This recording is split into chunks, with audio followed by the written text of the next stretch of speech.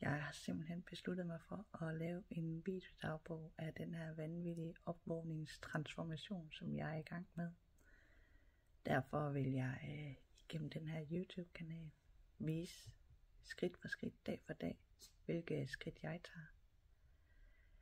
Det er 100% autentisk, og nogle gange vil det være med hjælp af ringlight, andre gange så er det bare ligesom her håndholdt kamera fra min telefon.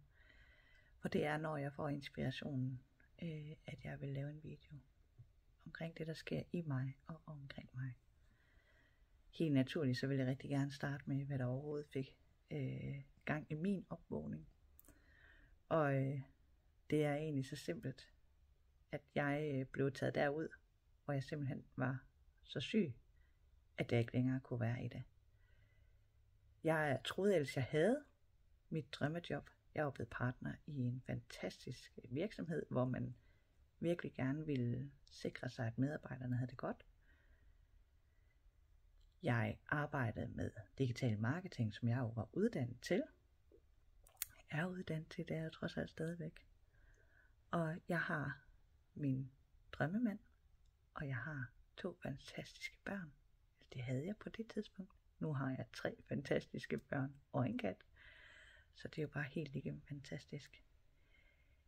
Jeg blev syg på en sådan måde alligevel, at jeg simpelthen ikke kunne holde ud at arbejde. Jeg kunne ikke holde ud at være nogen steder, heller ikke. Jeg knap nok mine børn. Og jeg blev den her mor, som man ikke ønsker at være, som er utilregnelig. Man ved aldrig helt, hvor man har hende hen. Og man er kortlundet. Og alt ens overskud, altså alt mit overskud, det gik til arbejde og ikke til min familie. Og det er fuldstændig helt af det stik imod mig. Så det der egentlig skete, det var at min krop den sagde fra på mine vegne.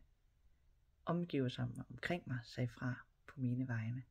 Og til sidst, så havde jeg faktisk ikke noget valg. Men hele historien om, hvad der skete, den skal I få på en anden video.